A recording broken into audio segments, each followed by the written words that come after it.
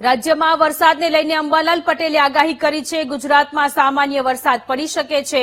16 થી 24 ઓગસ્ટ દરમિયાન રાજ્યમાં હળવો વરસાદ રહેશે। ઓગસ્ટના અંતમાં રાજ્યના કેટલાક ભાગોમાં ભારે વરસાદ રહેશે।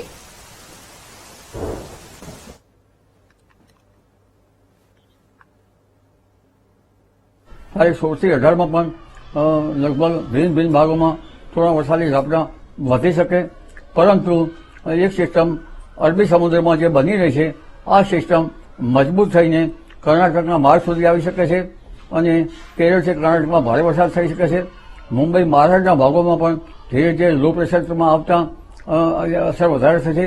ગુજરાત તરફ આવતા સાયક્લોનિક સર્ક્યુલેશનના કારણે પણ ગુજરાતના ભાગોમાં ભારે વરસાદ થવાની શક્યતા રહેશે।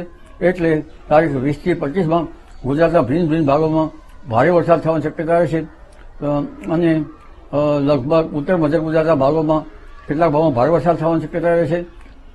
પૂર્વ ગુજરાતના ભાગોમાં પંચમહાલ વગેરે ભાગોમાં કેટલાક ભાગોમાં ભારે વરસાદ થવાની શક્યતા રહેશે। આ ઉપરાંત ઉત્તર ગુજરાતના ભાગોમાં પણ વરસાદ થવાની શક્યતા રહેશે। કચ્છના ભાગોમાં પણ ભારે વરસાદ થવાની શક્યતા રહેશે। 25મી ઓગસ્ટે એટમોસ્ફેરિક વેવ 15મી ઓગસ્ટથી મજબૂત થતાં 25મી ઓગસ્ટે પણ બંગાળ ઉપસાગરમાં એક સિસ્ટમ બની રહેશે, જે પણ તારીખ 30મી ઓગસ્ટ સુધીમાં રાજ્યના ભાગોમાં ભારે વરસાદ વરસાવી શકે તેમ છે અને તારીખ 7 સપ્ટેમ્બર સુધી વરસાદ આવી શકે છે। તારીખ 23 સપ્ટેમ્બર બાદ પણ રાજ્યના વિવિધ ભાગોમાં ભારે વરસાદ પડવાની શક્યતા રહેશે અને ઓક્ટોબરમાં પણ વરસાદ રહી શકે છે। લા નીનોની અસર ઓક્ટોબરમાં બનવાની શક્યતા રહેતા લગભગ ઓક્ટોબર માસ અને સપ્ટેમ્બર માસમાં હવાના હળવા દબાણ વધારે ઉભા થવાની શક્યતા રહેશે।